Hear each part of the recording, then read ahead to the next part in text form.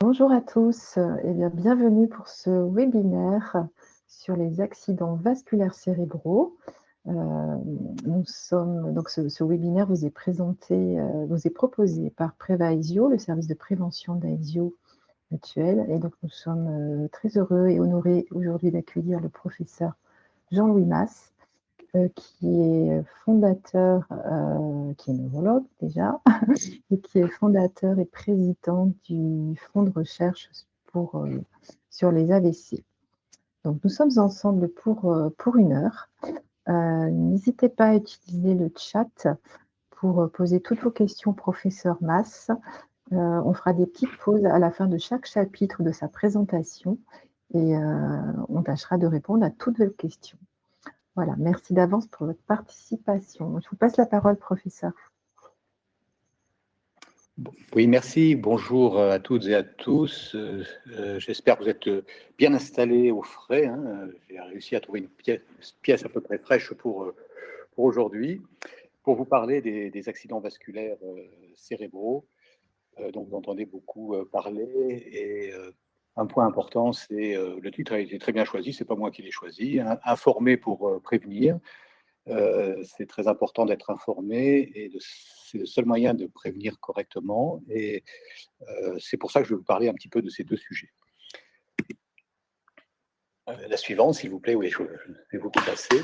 Alors, comme toute pathologie, il y a une définition avec des termes médicaux. Alors, j'essaierai à chaque fois de définir les termes, mais si jamais j'en oublie, n'hésitez pas à les demander. Donc, la définition de l'AVC, c'est un déficit neurologique soudain. Alors, déficit neurologique, ça peut être une perte de motricité, une faiblesse, une paralysie d'un côté du corps. Ça peut être des troubles sensitifs, ça peut être des troubles visuels, des troubles de la parole. Vous voyez tout ce à quoi sert le cerveau qui peut être déficitaire à un moment donné, qui va s'installer de façon soudaine. Hein, c'est un accident vasculaire cérébral, donc c'est pas quelque chose qui vient progressivement, c'est très soudain, on va y revenir, qui est la conséquence de l'occlusion. L'occlusion, ça veut dire bouché, hein, un vaisseau qui est bouché, ou de la rupture d'un vaisseau qui irrigue le cerveau. Donc voilà cette définition.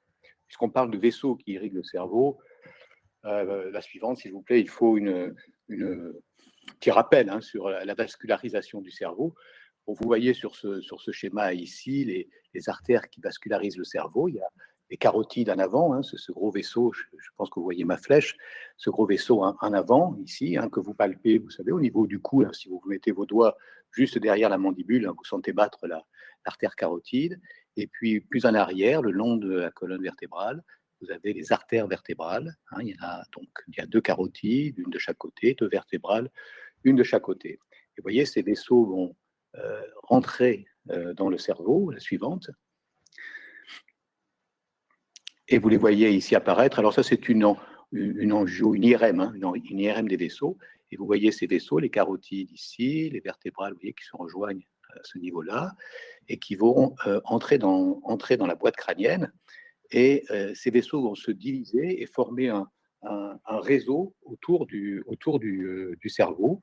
Hein, vous imaginez que le cerveau est encorbellé ici par des vaisseaux, vous voyez les premiers, mais c'est sur l'ensemble du cerveau. Et la suivante, s'il vous plaît. Encore la suivante. Et non, là c'est bon, je vais voir ici déjà. Voilà. Et ces vaisseaux qui courent sur la surface du cerveau, vous voyez, on voit des vaisseaux encore plus petits qui vont aller dans la profondeur du cerveau pour vasculariser toutes les régions du cerveau.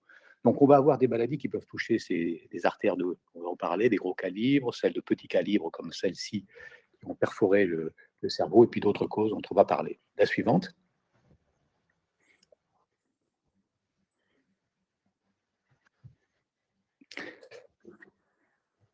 Alors, quelle est la fréquence hein, la distinction dont je vous parlais d'infarctus et d'hémorragie cérébrale liée d'une part à l'occlusion d'un vaisseau ou à la rupture d'un vaisseau.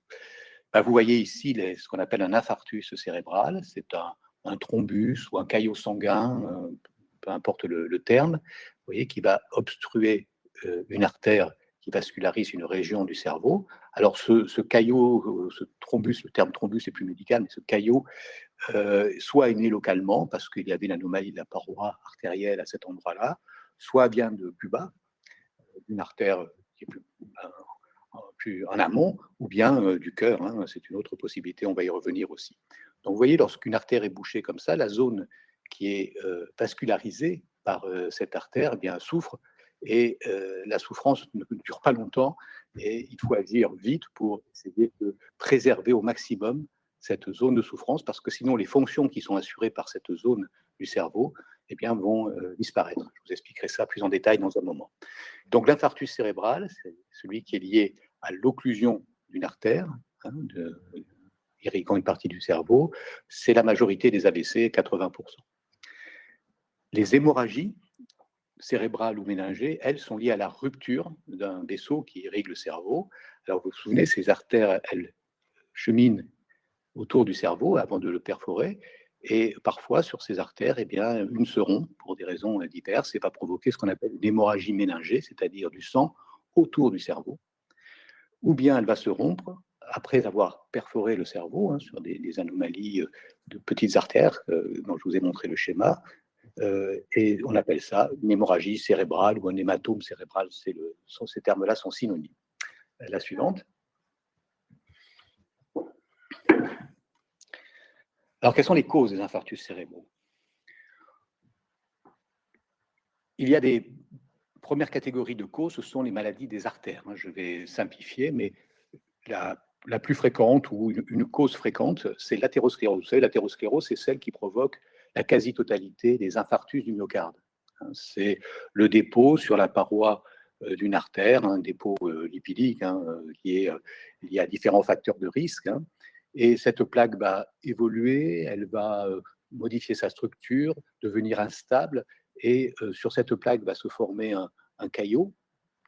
Ce caillot, ce thrombus, encore une fois, va soit envoyer des petits morceaux plus loin, et vous voyez ici ce qu'on appelle une embolie qui part de la lésion et qui va aller boucher une artère plus distale, de plus petit calibre, ou bien carrément boucher l'artère où il s'est formé, ce que je vous expliquais tout à l'heure. Ça, c'est l'athérosclérose, c'est peut-être environ 30% des infarctus cérébraux. La suivante.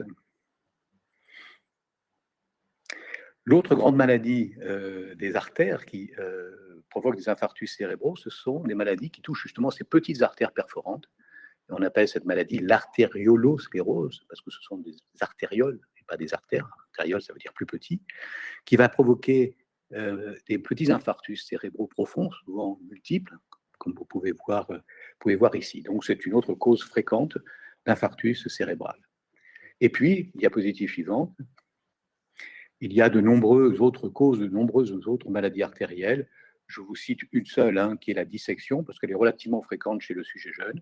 Vous voyez, c'est la formation d'un hématome. Si vous avez une artère carotide sur ce schéma, avec la carotide interne ici, qui va monter, vasculariser la région antérieure du cerveau d'un côté, et vous voyez que dans la paroi s'est formé un hématome. Cet hématome, vous voyez, rétrécit l'artère.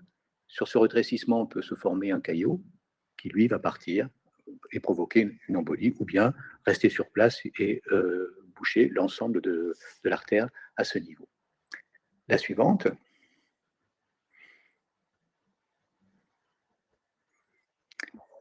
Voilà les maladies artérielles. Deux grandes causes et puis d'autres maladies artérielles dont je vous ai parlé.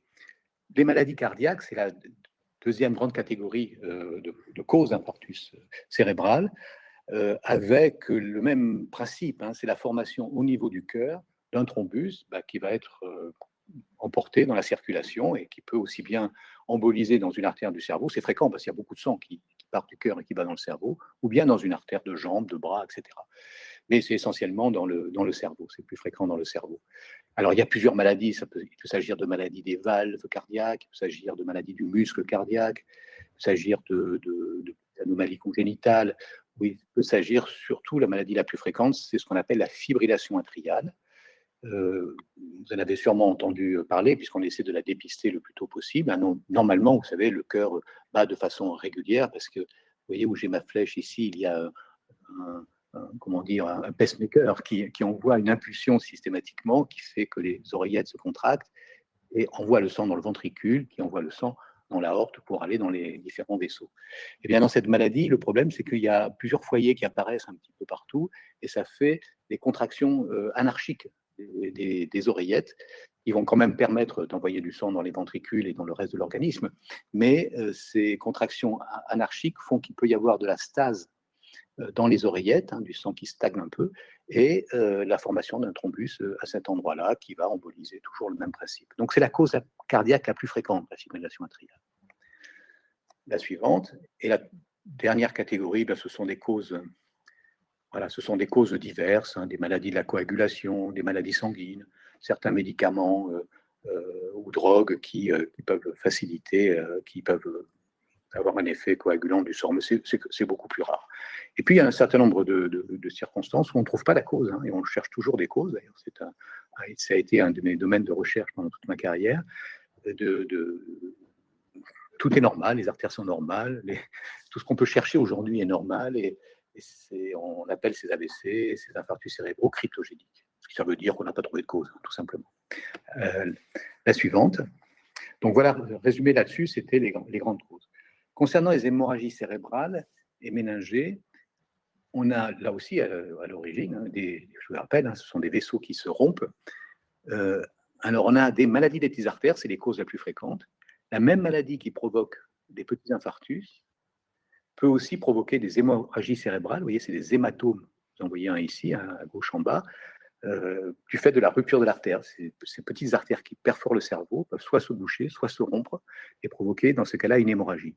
Et puis, il y a une autre maladie, dans cette maladie des petites artères, qui s'appelle l'angiopathie amyloïde cérébrale, c'est des termes compliqués, qui touche principalement, mais c'est une autre maladie, c'est pas la même, qui touche principalement les artères au début de la perforation du cerveau, la partie plus superficielle, et ça donne des hémorragies qui vont être plus superficielles et souvent répétées. Donc, maladie des petites artères, la diapositive suivante. La deuxième grande catégorie, ce sont les malformations vasculaires. Alors, il y en a deux grands types. D'une part, les anévrismes artériels. Vous voyez ce qu'est un anévrisme, c'est une espèce de poche. Il y a une faiblesse de la paroi de l'artère en endroit, et se développe à cet endroit-là une poche qui maintient quand même le sang qui circule dans les vaisseaux, mais qui est beaucoup plus fragile que les vaisseaux qui contiennent une partie musculaire, etc. Donc vous voyez ici, c'est vraiment ce qu'on appelle un anévrisme, vous voyez ici et ici. Et l'autre catégorie, ce sont les malformations artério-veineuses. Bon, vous savez, normalement, vous voyez sur ce schéma ici, normalement, les artères se divisent, deviennent de plus en plus petites jusqu'aux capillaires artériels, puis il y a le relais avec les capillaires veineux, les vénules, les veines. Ça, c'est la circulation normale. Et parfois, du fait d'un bug, à un moment donné, vous voyez, il y a une communication directe qui se fait à travers de gros vaisseaux. C'est ça qu'on appelle une malformation artério-veineuse. Et cette communication est faite de vaisseaux qui sont fragiles ou fragilisés, qui peuvent se rompre, et lorsqu'ils se rompent, ils provoquent une hémorragie cérébrale. La suivante. Voilà, puis comme pour les infarctus cérébraux, il y a d'autres causes, notamment des troubles de la coagulation, mais ça c'est relativement plus fréquent, c'est une cause relativement fréquente parce qu'on prend beaucoup de médicaments qui fluidifient le sang pour traiter l'infarctus cérébral, pour traiter l'infarctus du myocarde, et ces médicaments ont comme inconvénient de faire saigner, parfois de faire saigner dans la tête, et puis d'autres causes comme un traumatisme crânien ou une thrombose veineuse-cérébrale, mais vous pouvez oublier tout ça. Il faut retenir ces grandes catégories parce que tout se base là-dessus. Donc voilà les causes des AVC. La suivante. Alors, on n'a pas de questions pour l'instant sur les causes. Voilà, on continue, et je rappelle, vous pouvez poser vos questions via le chat, n'hésitez pas. Alors pour l'AVC, pour la fréquence, vous voyez, c'est une maladie très fréquente, puisque en 2019, il y avait dans le monde 12 millions de nouveaux cas dans l'année, 12 millions de nouveaux cas par an, en l'occurrence en 2019. Et si on prend la prévalence, on la définit comme les patients qui, à un moment donné, dans une population, ont eu un AVC, c'est-à-dire ceux qui le font dans l'année et ceux qui l'ont fait les années précédentes et qui sont toujours vivants. Vous voyez, c'est 101 millions dans le monde, 101 millions. Et ça, ce qu'on appelle les DALYs, c'est les termes qu'on utilise en épidémiologie, les DALYs, c'est le nombre d'années de vie perdues ou gâchées du fait d'un AVC.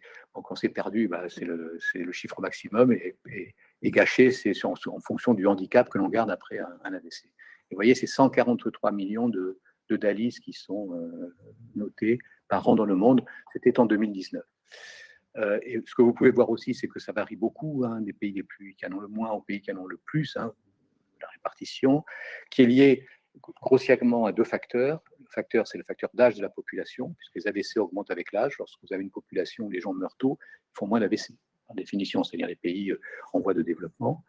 C'est la structure d'âge, et puis la structure, comment dire, de type d'alimentation, de mode de vie, hein, qui est modifié dans les pays avec des modes de vie très européens ou américains. Eh bien, il y a un certain nombre d'habitudes de vie qui ne sont pas bonnes pour les vaisseaux. On va y revenir. La suivante. Alors, en France, là, je vous ai montré le monde, mais ce qui nous intéresse plus directement, c'est la France. Vous voyez, il y a environ 120 000, 130 000 hein, patients hospitalisés je dis bien hospitalisés pour un AVC, ça c'était en 2023. On n'a pas encore les nouvelles statistiques, hein, mais c'est grossièrement un AVC toutes les 4 à 5 minutes. C'est fréquent. C'est le plus souvent, vous voyez, 70%, je vous avais dit 80% tout à l'heure, d'infarctus cérébral et une hémorragie cérébral-méningée, vous voyez, 22, je vous avais dit 20% pour faire plus simple tout à l'heure. L'âge moyen, c'est 73 ans, mais ça touche, regardez, les moins de 65 ans, hein, 25%. Et puis, ça augmente, hein, bien sûr, avec les tranches d'âge. C'est responsable de 30 600 décès, c'était responsable de 30 600 décès dans cette période-là, en 2023, 5% des décès. C'est la première cause de handicap physique acquis de l'adulte, puisque près de 50% des patients gardent un handicap plus ou moins sévère. Et c'est la deuxième cause de démence après la maladie d'Alzheimer. Vous voyez, c'est une maladie qui est quand même très lourde en conséquences. La suivante.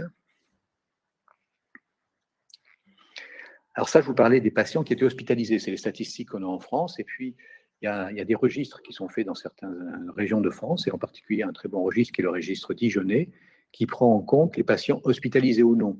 Et 7% des AVC ne sont pas hospitalisés, c'est assez surprenant. Et 35% des AIT. Alors, je vais vous définir les AIT. Un AIT, vous savez, c'est un mini-AVC qui n'a pas laissé de séquelles et qui n'a même pas laissé de lésions cérébrales, mais qui est aussi important qu'un AVC parce qu'il prédit la survenue d'un véritable AVC.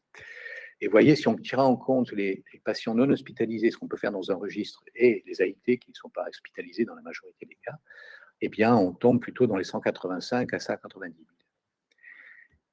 Ce même registre a fait un calcul en tenant compte de l'évolution démographique. Hein. On peut s'attendre à une augmentation progressive pour atteindre 35% de cas en plus annuellement en 2085 et 50% de plus dans les années 50. Et donc, dans ces années-là, on se rapproche des, vous voyez, 280 000 AVC et AIT par an en 2050 en France. Donc, il y a urgence tout le temps à essayer de diminuer cette fréquence. Et donc, une bonne façon de la diminuer, c'est quand même la prévention. Et c'est uniquement la prévention aujourd'hui, je dirais. Voilà. La Alors suivante. Juste avant de passer à la suivante, on a une question de Patrice qui nous dit Oui. les chiffres précédents, c'est-à-dire sur la diapositive d'avant, date de 2019. Sait-on aujourd'hui si cette tendance s'est accélérée car il avait l'impression que c'est plus fréquent qu'avant les AVC? Est-ce qu'on a plus d'AVC qu'avant? Oui, on augmente. Ah oui, il y a une augmentation qui est liée, vous allez comprendre très vite pourquoi, qui est liée à l'augmentation de la tranche d'âge des populations. La moyenne d'âge de la population augmente et la courbe d'incidence des AVC, c'est en fonction. Si vous avancez un petit peu, puis on reviendra en arrière, les diapositives, je vais vous le montrer très simplement, là un peu plus loin, un petit peu plus loin. Voilà, regardez. Ça, c'est l'augmentation du risque des AVC, en fonction de l'âge. Vous voyez que ça augmente de façon quasi exponentielle avec l'âge. Et plus une population vieillit, plus le nombre d'AVC, par définition, augmente. Donc, la prévention des AVC, les traitements des AVC, c'est surtout la prévention, parce que le nom, on les traite mieux, mais la prévention des AVC fait des progrès, mais elle est toujours en train de se battre sur l'augmentation liée au vieillissement des populations. Donc c'est pour ça qu'elle augmente effectivement, que ça continue à augmenter, comme dans le monde, hein, comme dans le monde entier. On peut revenir si je réponds bien à votre question. Donc, alors, l'AVC, tel on entend habituellement, c'est l'accident brutal, cliniquement parlant, dont je vous ai parlé il y a jusqu'à présent, hein, avec ses causes, etc. Et puis, il faut savoir aussi que ce n'est que la partie émergée de l'iceberg, ici. Il faut savoir qu'il y a des AVC, vous savez, ces petits AVC que je vous ai montrés tout à l'heure sur les maladies des petites artères. Beaucoup de ces AVC on ne s'aperçoit pas, on le fait, on ne s'en aperçoit pas forcément, certains on s'en aperçoit, mais ce n'est pas forcément très très grave, mais c'est leur accumulation qui va être responsable d'autres symptômes comme un déclin cognitif ou une démence, qui est d'ailleurs souvent associée à une maladie d'Alzheimer. C'est-à-dire que la maladie d'Alzheimer, elle peut être pure, mais elle est souvent aussi associée à des lésions d'origine vasculaire, hein, ce qu'on appelle des démences mixtes. Ces petits accidents vasculaires peuvent être aussi responsables de troubles de la marche et de chutes qu'on voit souvent chez le sujet âgé, hein, de dépression et de perte d'autonomie de façon générale du sujet âgé. Donc, à côté de l'accident brutal, voilà, comme l'infarctus du myocarde, l'AVC, on a des conséquences insidieuses, progressives, qui conduisent à ces pathologies.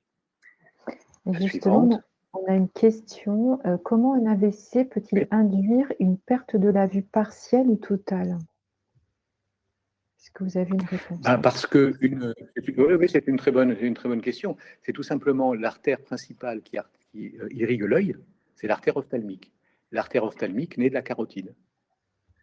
Donc, si vous avez une pathologie de l'artère carotide qui envoie une embolie, cette embolie peut aller dans le cerveau, mais la première branche, l'œil fait partie du cerveau, la première branche qui va partir de la carotide est l'artère ophtalmique. Et si une embolie va se loger dans l'artère ophtalmique, eh bien, on va faire une perte de vision que je vais vous montrer d'ailleurs dans un instant. Et puis une autre question sur ces effets, hein. Vous parlez de démence associée à Alzheimer. Est-ce pareil avec Parkinson ou d'autres maladies neurologiques? Non, oui et non, ce qu'il faut savoir, c'est qu'on accumule des lésions. Le cerveau, il va compenser un certain nombre d'agressions. Il est déjà agressé, par exemple, par une maladie de Parkinson. Si en plus, il y a des pathologies vasculaires qui s'ajoutent à la maladie de Parkinson, eh bien, le déficit et les handicaps vont s'accentuer. C'est ça que je veux dire. C'est-à-dire que ça participe, c'est des lésions vasculaires, à d'autres maladies qui sont caractérisées par des mécanismes différents. La maladie d'Alzheimer, c'est un mécanisme différent. Mais si on rajoute dessus, qui fait perdre de la mémoire, qui fait perdre des fonctions cognitives du cerveau, si vous rajoutez dessus des lésions vasculaires, eh bien, vous allez accentuer ce déficit cognitif, hein, le déficit des fonctions supérieures, si vous voulez. Pareil, si vous avez une maladie de Parkinson, vous avez des troubles de la marche. Si vous rajoutez dessus des lésions vasculaires, eh bien, ce trouble de la marche sera plus important. C'est ça que je veux dire. C'est-à-dire que ça participe aussi à d'autres maladies neurologiques. Très bien, merci. Alors, là, on l'a vu tout à l'heure, Là, celle-ci. on l'avait vu, oui, tout à fait. Donc, c'est l'augmentation avec l'âge. Alors voilà, on va passer à Quand y maintenant penser, que à la prévention. Voilà. Bon, c'est quand y penser, etc. Donc, voilà les signes qu'il faut vraiment garder en tête. Alors, vous avez vu des affiches comme ça passer un petit peu partout. Hein, elles sont répétées régulièrement pour l'éducation de la population. Mais vous voyez, les signes principaux sont ceux-là. Une paralysie, perte de force, une faiblesse, hein, on peut appeler ça comme ça, ou un engourdissement, hein, des picotements, des fourmillements, ou bien le bras comme engourdi quand on s'en est coincé, vous savez, dans le lit.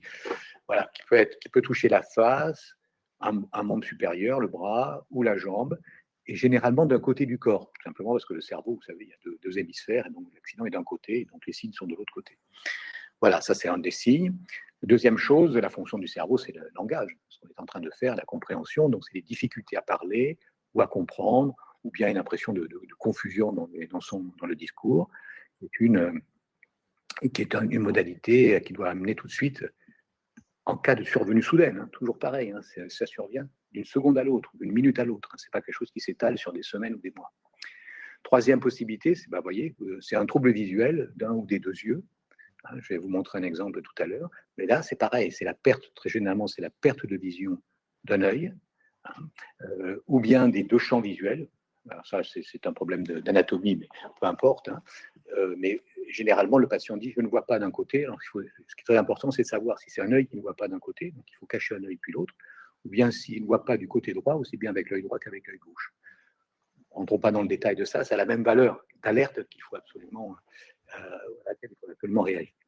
Puis ça peut être des troubles de la marche, de l'équilibre, de la coordination, voire de vertige. Et encore une fois, ce n'est pas des troubles de la marche progressifs comme dans une maladie de Parkinson qui viennent peu à peu, etc. C'est un trouble de la marche aigu, c'est-à-dire que vous marchez normalement, puis d'un seul coup, encore une fois, vous voyez, naturellement, d'un seul coup, brutalement, eh bien, vous êtes déséquilibré dans la marche, vous avez des embardées d'un côté, etc. Donc ça doit aussi évoquer un accident vasculaire. Et quatrième catégorie, ou cinquième, je ne sais plus, c'est le mal de tête aigu, une céphalée, mal de tête aigu, mais c'est pas le mal, ah tiens, j'ai mal à la tête parce que j'ai mal dormi, hein. C'est vraiment d'un seul coup quelque chose de brutal qui évoque une hémorragie, en particulier une hémorragie ménagée. Il faut vraiment que ce soit un mal de tête totalement inhabituel par rapport au mal de tête que tout le monde peut avoir de temps en temps.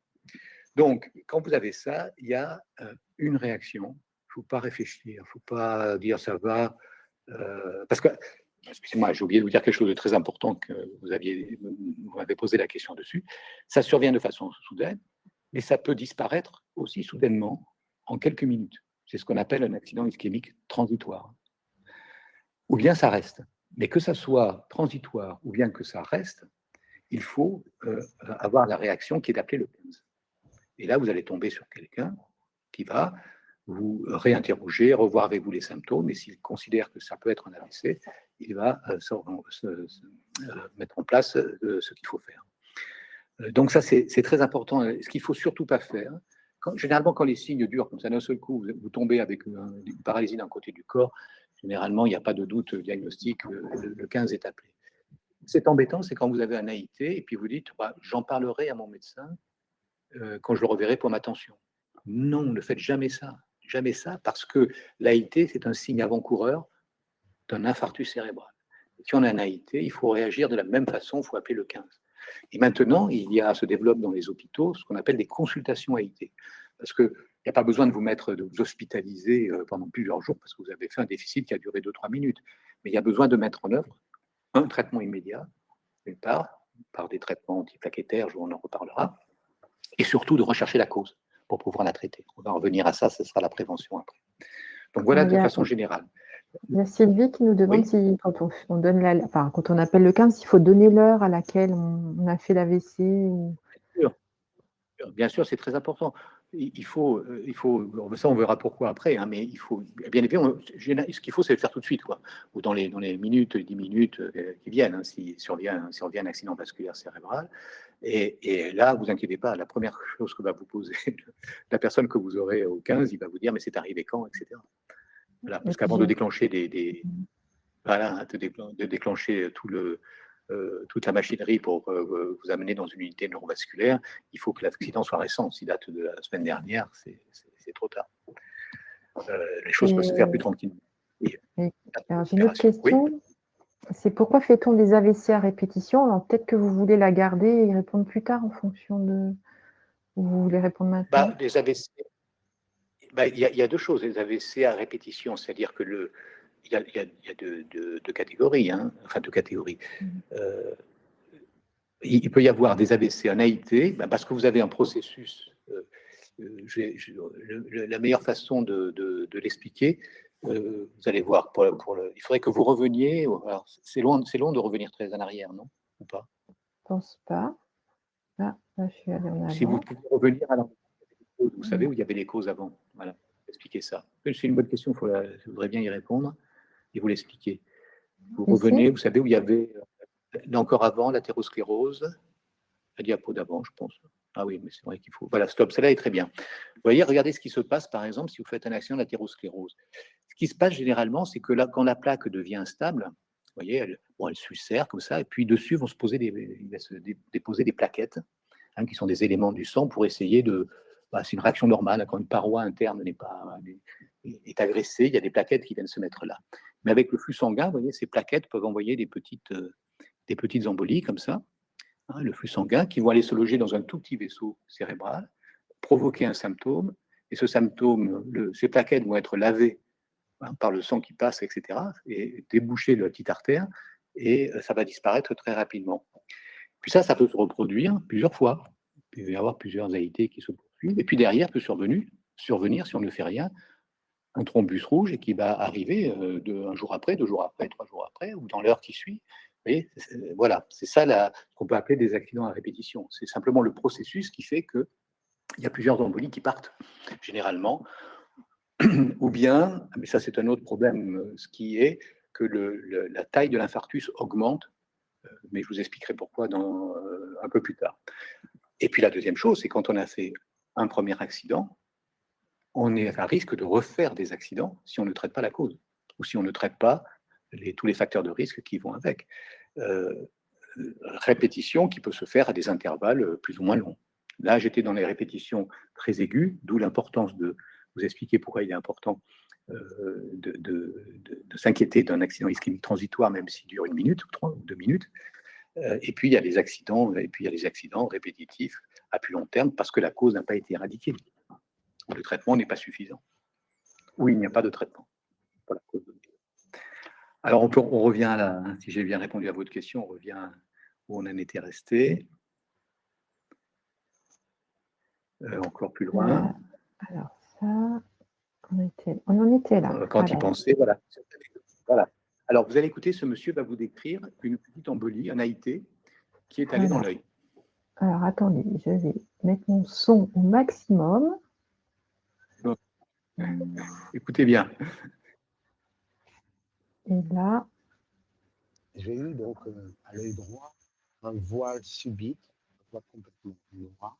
Je ne voyais rien. Donc pour contrôler la vision de mon œil droit, et bien évidemment, le réflexe, c'est que j'ai dû fermer l'œil gauche. Et effectivement, je me suis rendu compte que j'étais complètement aveugle d'un œil. Vous avez caché l'œil droit aussi pour voir si vous voyez de l'œil gauche? Oui, absolument. Donc, c'était un petit peu le premier réflexe. Voilà. Donc, œil gauche caché, vous ne voyez absolument rien de l'œil droit. Œil droit caché, vous voyez normalement l'œil gauche. Tout à fait. Tout à fait. Il y avait des douleurs? Pas du tout. Pas du tout. D'autres signes? Pas du tout. Aucun autre signe? Aucun autre signe.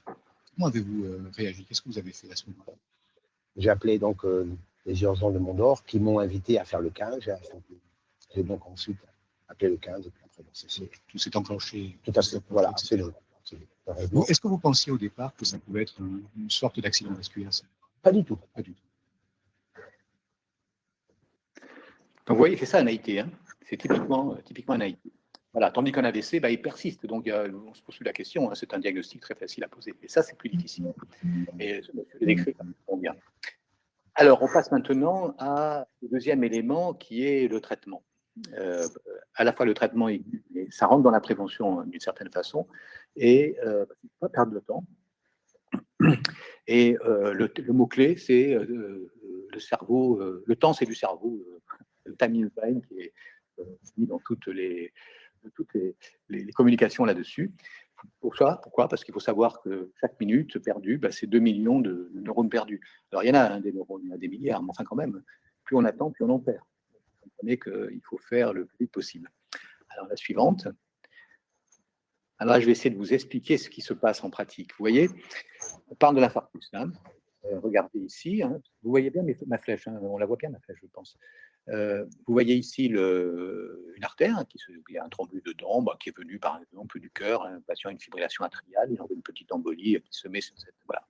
Le territoire irrigué par cet infarctus, on distingue 2 zones. On distingue la zone centrale, versée de cette occlusion, excusez-moi, la zone centrale qui ne reçoit pratiquement plus de sang et qui va mourir très vite, quelques minutes si on ne fait rien. Et puis tout autour, il y a une zone qu'on appelle la pénombre, ou la belle endormie, c'est un autre terme qui était utilisé autrefois, mais maintenant ça s'appelle la pénombre. C'est-à-dire que cette partie-là reçoit suffisamment de sang pour survivre, mais ne fonctionne pas, comme si on dormait, en pratique. C'est pour ça qu'il y avait ce terme. Mais si on perd du temps, ça ne va pas s'arranger. Donc, vous voyez ce qui se passe. Vous voyez ce patient, regardez, il y a une embolie qui est allée se mettre dans l'artère, ici, sous ce schéma-là. Il arrive ici, il y a des artères qui vont faire le tour du cerveau. C'est bouché ici, sur une artère assez grosse quand même. Hein. Et vous avez cette zone qu'on appelle le cœur et cette zone qu'on appelle la pénombre. Ça, c'est quasiment en dehors des ressources actuelles. En revanche, ça pourrait l'être si on revascularise rapidement le cerveau. Donc, si on ne fait rien, eh bien, qu'est-ce qui se passe? Vous pouvez cliquer, mettre la diapo suivante, oui. Voilà, si se passe, eh bien, toute la zone orange devient rouge, c'est-à-dire devient morte. En revanche, si on revascularise l'artère, oui, si vous pouvez continuer à cliquer, avancer, voilà. Si on revascularise l'artère, eh bien, cette zone orange va récupérer. Cliquez, allez-y, une fois, avancez. Voilà, vous voyez, c'est donc l'urgence est en premier lieu de sauver cette zone de pénombre. Et pour ça, il faut agir très vite, c'est-à-dire dans les premières heures. Elle ne va pas tenir longtemps. C'est vraiment dans les premières heures, et puis on attend, puis on en perd. Donc ici, vous voyez, sans revascularisation, eh bien, on avait toute la zone qui était infarctée. Avec une revascularisation, eh bien, on gagne en tissu sauvé. C'est pas une guérison, le tissu qui est sauvé, c'est important. La suivante. Alors, comment revascularise-t-on les artères? Eh bien, il y a eu en 2005 le grand progrès, ça a été la thrombolyse chimique. Hein. C'est un produit qui dissout le caillot et qui est envoyé par voie veineuse. Hein. Alors, ne retenez plus, enfin, c'est un délai, on le fait dans les 4h30, mais il y a maintenant des indications de plus en plus précises, etc. Mais enfin, de toute façon, ça va être précoce. Hein. Donc, retenez dans les premières heures. Ça, c'est le premier traitement qui est fait quasi systématiquement, hein, quand il y a des indications, bien sûr, mais qui ne marche pas très bien, vous voyez, sur des artères de gros calibre comme celle qui est bouchée ici. Et en 2015 est apparue une nouvelle technique qui est la thrombectomie. Alors, allez-y, vous allez voir comment ça se passe. Hein. L'idée, c'est d'aller chercher le caillot directement, au lieu de se trouver. Si vous pouvez cliquer une deuxième fois pour l'agrandir un petit peu, non, c'est peut-être bien là. Donc, voilà où il y a un caillot qui est bloqué. Donc, on monte le radiologue interventionnel monte une sonde jusqu'au caillot. Alors, ça, c'est une des techniques, il y en a plusieurs, hein, mais vous allez voir le principe. Voilà. Et il transfère ce caillot. Voilà. Et à partir de là, il va monter un autre guide. Voilà. Attendant un peu, ça monte. Il monte un autre guide dessus. Alors, bon, il peut y avoir des petits accidents, des petits morceaux de cailloux qui partent à ce moment-là, qui vont une artère plus petite, mais ça fait des accidents moins graves qu'une grosse artère. Voilà. Et puis là-dessus, il va monter, alors laissez-le faire, ça prend un petit peu de temps. Il va montrer dedans ce qu'on appelle un stent, vous voyez, un grillage comme ça, ici, voilà, qu'il est en train de montrer dans ce guide, hein, puisqu'il avait retiré le premier guide, et là, il a un tuyau dans lequel il peut monter ça. Voilà. Il va retirer le tuyau autour et le stand va se déployer au niveau du caillot. C'est une des techniques. Hein. Et puis là, il retire le tout. Voilà. Il y a du chemin, hein, parce que là, il faut aller le chercher là-haut. Voilà. Et le caillot est retiré. Voilà le résultat qui est ici. Ça a été un progrès aussi considérable pour traiter certains infarctus. On voyait les délais, mais sachez que les délais, c'est approximatif, parce que maintenant, avec l'IRM cérébral, qui est de plus en plus perfectionné, on peut calculer la probabilité de survie du tissu. Vous voyez, on sait si on peut ou pas sauver beaucoup ou peu de pénombre. Et parfois, on est au-delà de 6 heures et on sait qu'il y a encore du tissu à sauver grâce à ces techniques d'imagerie. Mais bon, ça c'est très technique, on ne va pas rentrer là-dedans. La suivante, s'il vous plaît. Alors, le but, là, c'est vraiment d'aller le plus vite possible. Et aujourd'hui, on ne va pas assez vite. Mais on fait ce qu'on peut, mais on ne va pas assez vite. Vous voyez ce qui se passe, hein. Vous avez des symptômes, hop, vous avez appelé le 15. Qu'est-ce qui se passe? Il y a on vous a envoyé une ambulance pour venir vous chercher. Cette ambulance va vous amener dans une unité neurovasculaire la plus proche de chez vous, où il y a de la place, pour faire le diagnostic, pour éventuellement débuter une thrombolyse, si on n'essaie pas trop tard.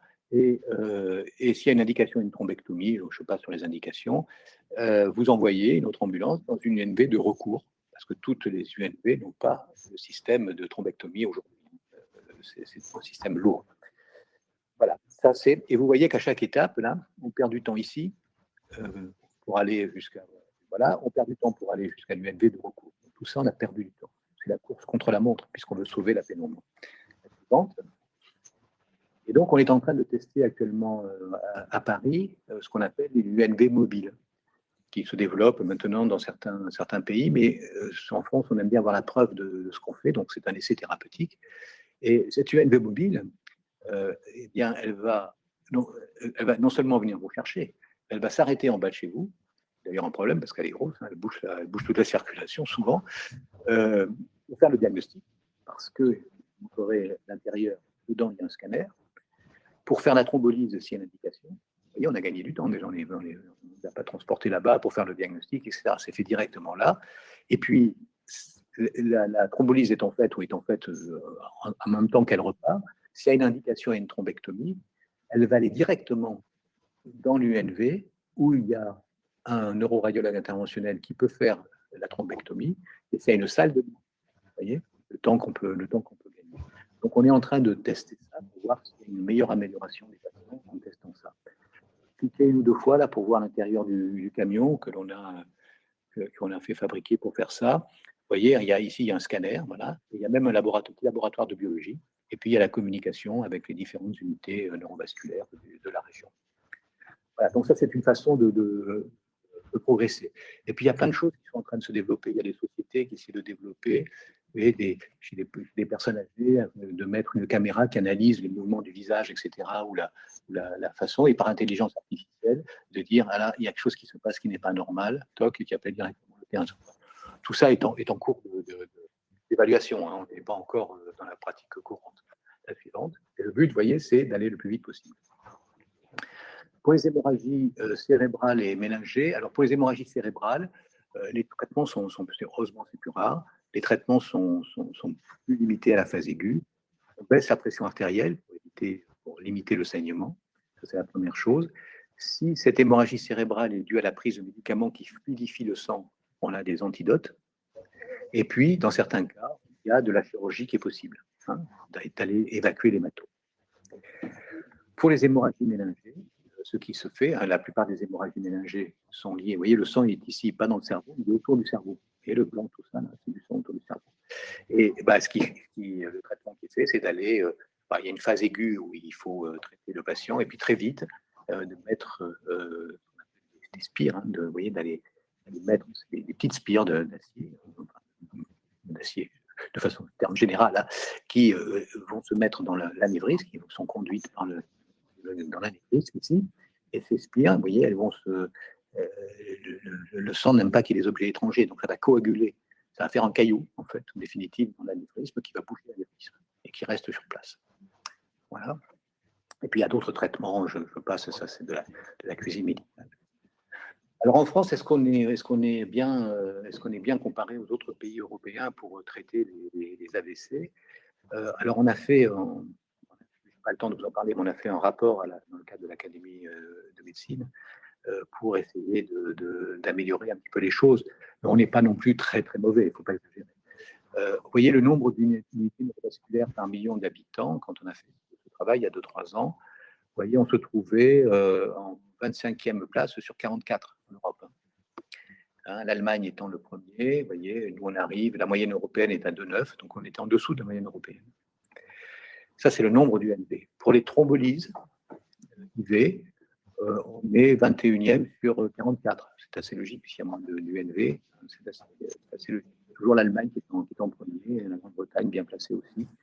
Et une moyenne européenne à 142, vous voyez, et 134 pour l'Italie. Donc, on n'était pas terrible quand même. Hein. Les thrombectomies, on n'est pas mauvais du tout. Vous voyez, on était à la 4e place sur 44. Hein, toujours l'Allemagne devant, mais on distance les autres avec une moyenne européenne à 37 thrombectomies par an pour million d'habitants. Ça, c'est les thrombolyses. Enfin, c'est la façon de mesurer. Donc, on a fait un rapport pour signaler ces discordances et pour voir comment on peut améliorer la situation en France, qui n'est pas catastrophique, mais qui pourrait être améliorée. La suivante, bientôt terminée, je pense.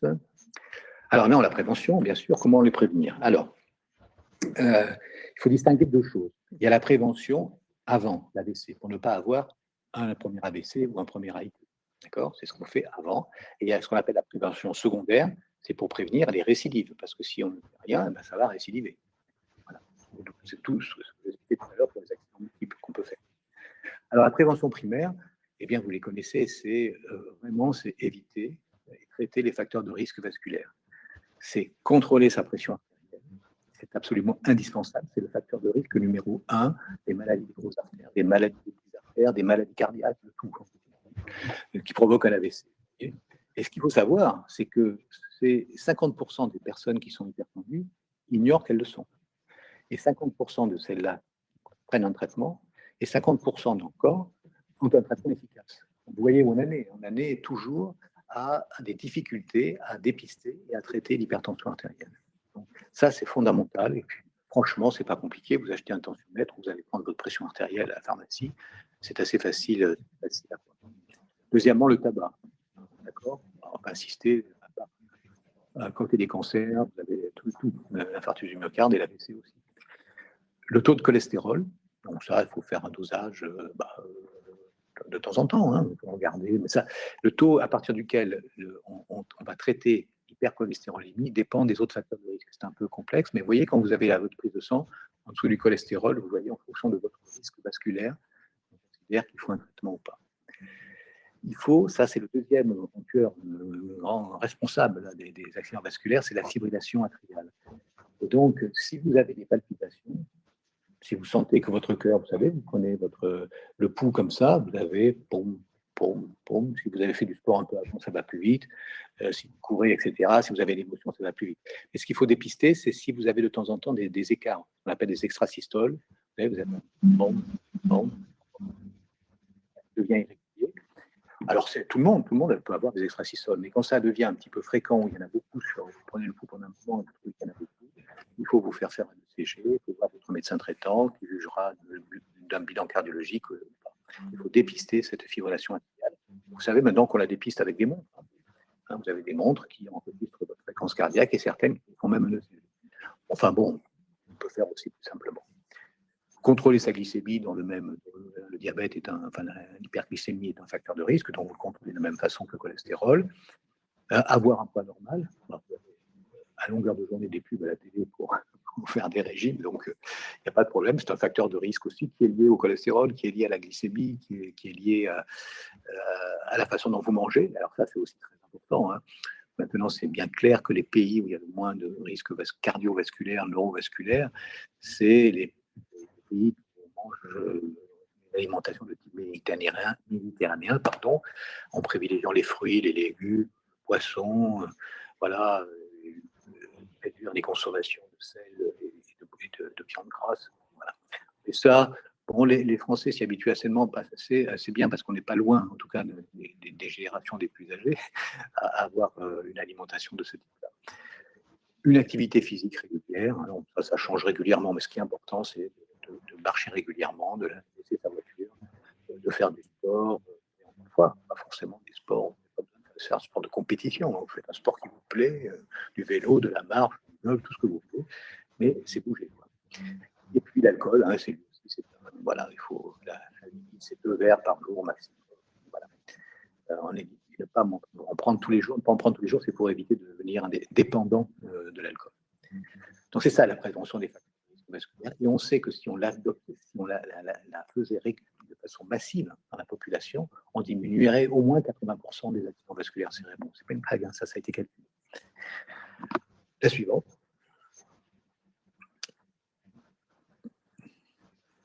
Voilà, ça c'était c'était juste pour illustrer ça.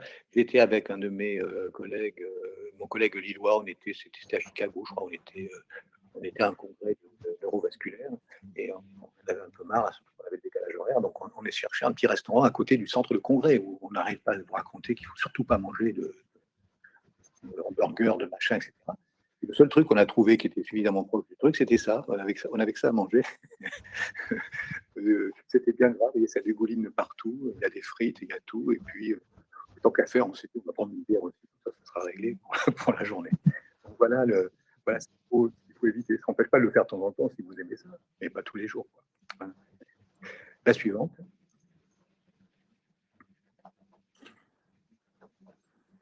Alors, en prévention primaire, donc, la première chose, c'est vraiment la base absolue, hein, c'est ce qu'on vient de voir. Ce qui peut se passer aussi, c'est qu'on peut trouver, vous voyez, des maladies cardiaques asymptomatiques. Hein. Vous voyez, ça, c'est une fibrillation. Vous voyez, le cœur n'est pas régulier, il y a des extrasystoles, voilà. Mais ça, on peut le trouver, soit parce que vous dites qu'il est quand même pas régulier mon cœur, je vais faire un ECG, ou bien parce qu'on vous fait un ECG, parce que vous devez avoir une petite intervention, on s'aperçoit que vous avez une fibrillation. Ça, c'est un facteur de risque majeur à dépister. On peut trouver aussi des maladies vasculaires qui n'ont jamais parlé. Hein. Si on vous fait un Doppler parce que, vous avez du cholestérol, et on va trouver une plaque d'athérosclérose. Il faudra surveiller, éventuellement traiter, même si elle n'a pas provoqué d'accident. Ou bien on vous fait une IRM cérébrale, une ARM parce que vous avez mal à la tête ou je ne sais pas quoi, et on découvre un anévrisme qui ne s'est jamais rompu, ou une malformation vasculaire qui n'a jamais parlé. Et donc là, il va y avoir des traitements à envisager ou pas. Ça peut être une surveillance ou un traitement. Ça, c'est ce qu'on appelle la prévention primaire, la suivante.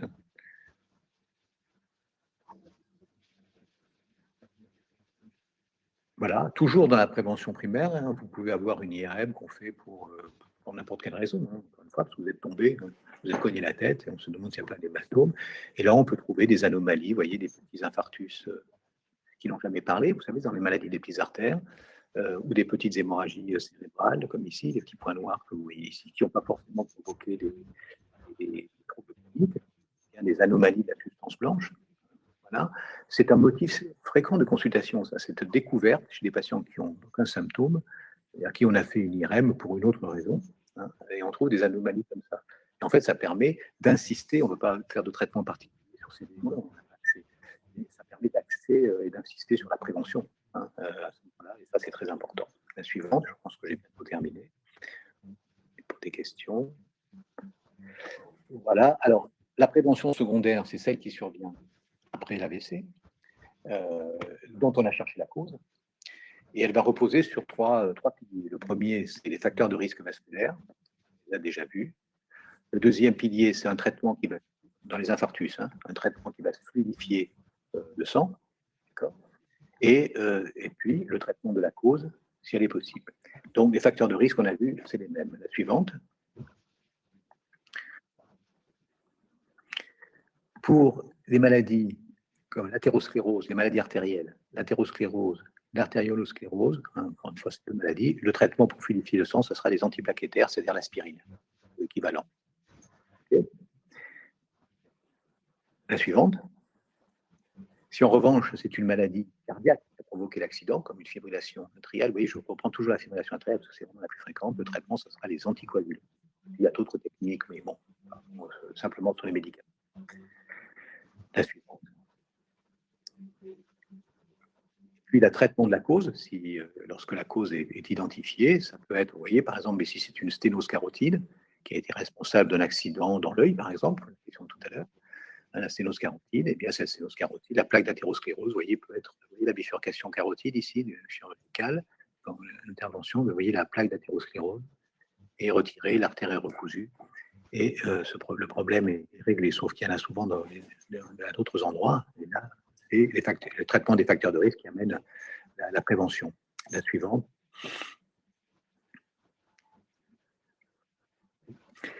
Après une hémorragie cérébrale ou méningée, les facteurs de risque vasculaires dont on a parlé, facteurs de risque vasculaires, par exemple, c'est le tabac, hein, l'hypertension pour les anévrismes, et puis là, le traitement de l'anévrisme, hein, je vous en ai dit un mot tout à l'heure, c'est la mise en place de spires pour combler, regardez le résultat, avant ici, et après, il a complètement disparu, hein, l'anévrisme qui était ici, là, en noir, ici, il a complètement disparu. La suivante. Voilà. Donc, on est terminé là. Et si vous retenez qu'une seule chose de cet exposé, hein, j'aime bien cette diapositive, hein, de deux escargots, hein, dont la rapidité de réaction est bien connue, hein, de ne pas être un escargot. Hein. Je crois que je fais un AVC, il ne faut pas traîner mon vieux, je fais le 15. Voilà, je vous remercie pour votre attention. Et je suis prêt à répondre à toutes vos questions. Alors, plusieurs questions. Déjà, il y a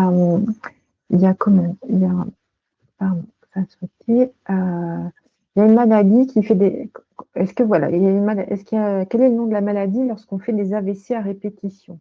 Est-ce que ça existe?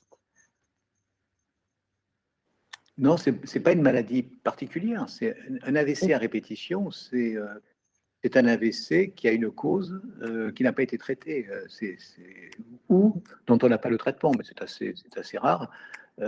On fait un premier AIT ou un premier AVC.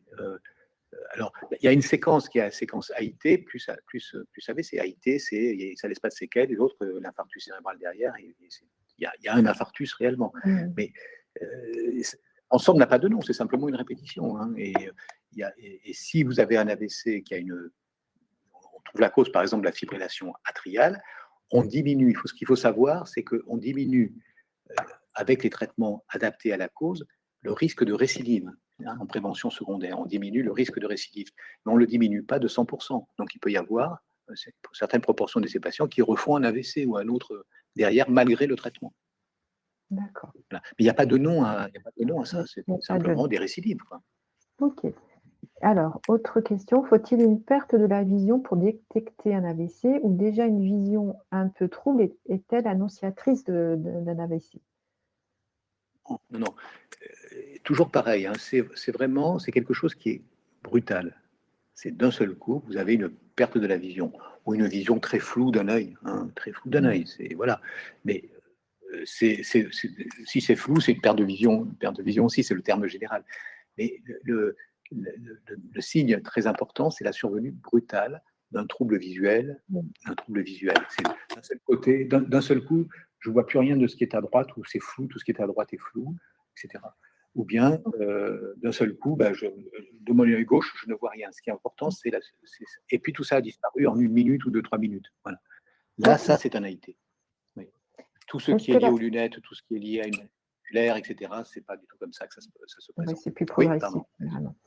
Est-ce que la bradycardie est un facteur de risque? Vous pouvez peut-être définir ce que c'est la bradycardie?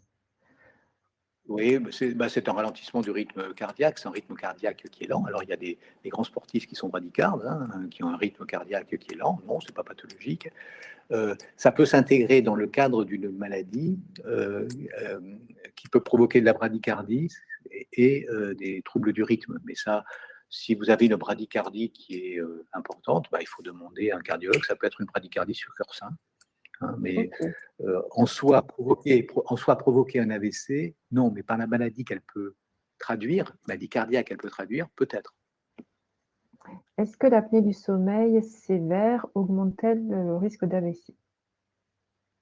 Oui, il y a plusieurs études qui semblent, qui le montrent, hein, c'est-à-dire que les patients qui ont des apnées du sommeil augmentent le risque d'AVC ou de risque cardiaque de façon cardiovasculaire de façon générale, parce que c'est souvent associé à un surpoids, c'est souvent associé à une hypertension artérielle, c'est souvent associé à des facteurs de risque.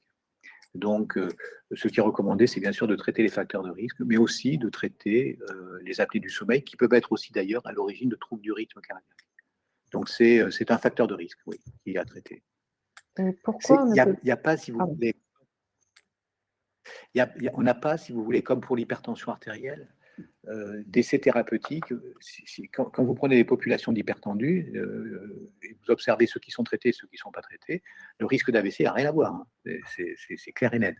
En revanche, dans les essais thérapeutiques sur l'appareillage pour les apnées du sommeil, on n'a pas de différence majeure, mais il ne faut pas forcément tenir compte de ça parce que c'est lié à d'autres facteurs de risque et c'est bien à mon avis de le traiter parce que de toute façon, c'est très désagréable d'avoir des apnées du sommeil parce que ça fatigue d'avoir des apnées du sommeil et encore une fois, ça augmente les facteurs de risque qui peuvent provoquer un AVC.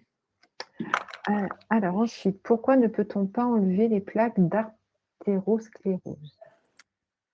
Et si on les enlève, mais on les enlève quand elles sont responsables de quelque chose ou quand elles deviennent, elles ne peuvent pas s'enlever partout hein, déjà. Voilà. On les enlève essentiellement au niveau de, mais c'est la plus fréquente, au niveau de la bifurcation de la carotide, hein, l'opération que je vous ai montrée. Mais des plaques d'athérosclérose, on en a tous, hein, pas tous, j'exagère, on a beaucoup d'entre nous en nous à partir d'un certain âge. Mais les enlever, ça serait bien si on pouvait les enlever comme ça, j'arrive, toc, je retire, etc. Mais c'est un risque. C'est un risque chirurgical et on ne le fait que si le risque est supérieur au bénéfice attendu. Donc, tant qu'on n'a pas fait d'accident vasculaire, on ne traite une sténose carotide que si on la voit progresser de façon inquiétante. C'est-à-dire, elle était à 30%, elle est passée à 50%, maintenant elle est à 70%.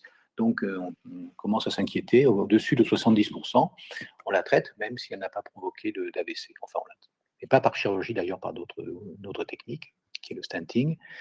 Mais c'est, si vous voulez, les traitements, ce serait idéal de pouvoir tout traiter avant. Ce qu'on peut traiter avant, c'est d'arrêter de fumer. Ça oui, c'est très payant, parce que ça n'a pas de risque d'arrêter de fumer, et ça a des bénéfices majeurs.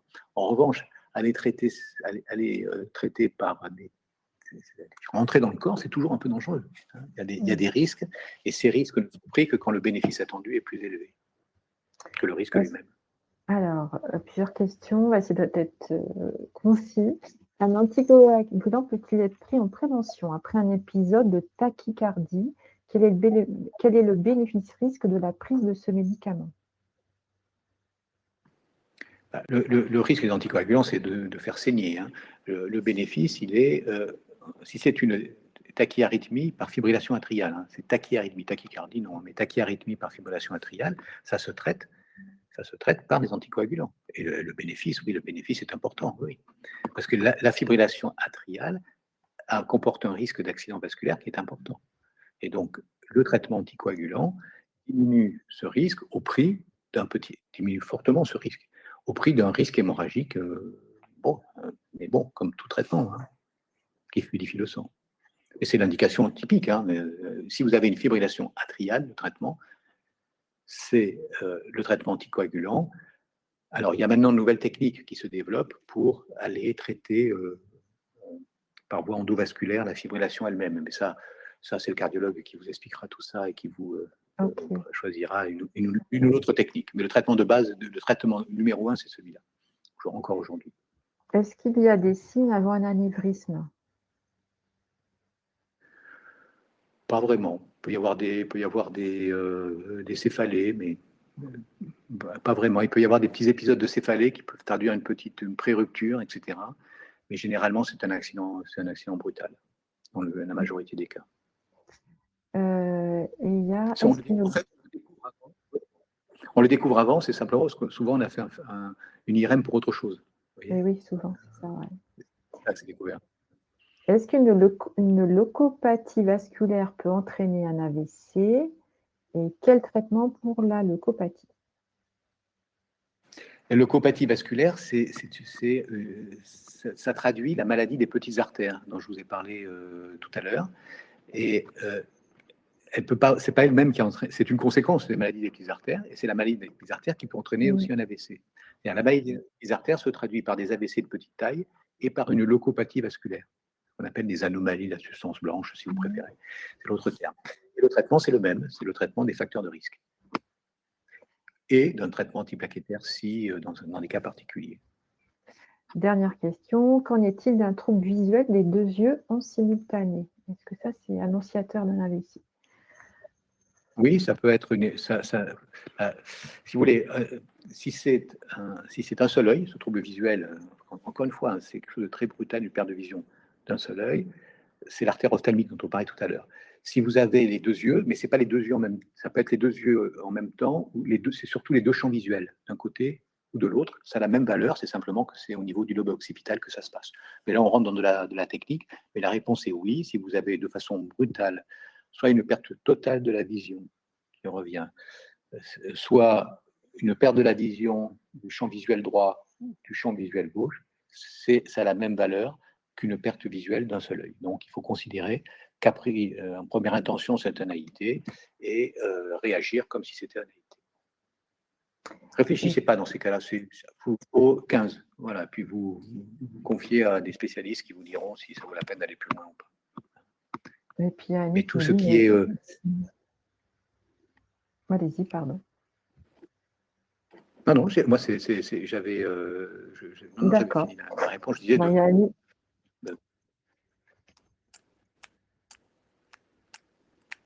Je vous laisse finir. On a un petit décalage, excusez-nous. Vous avez d'autres questions? Non, il y a Annie qui nous disait que ses jambes ne tenaient plus.